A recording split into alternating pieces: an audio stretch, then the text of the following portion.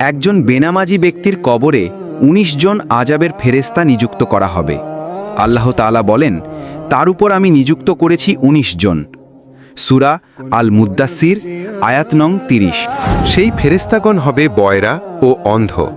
তারা জাহান্নামীদের চিৎকার শুনবে না ও জাহান্নামীদের কষ্ট দেখতে পাবে না, যার ফলে তাদের মনে মায়া বা দয়া জাগবে না, বরং আরও কঠিন শাস্তি দেবে। তাদের হাতে থাকবে একটি বিশাল হাতুড়ি, যা দিয়ে তারা মৃত ব্যক্তির মাথায় আঘাত করবে, যার ফলে মাথা চূর্ণবিচূর্ণ হয়ে যাবে, কিন্তু তবুও তাদের মৃত্যু হবে না।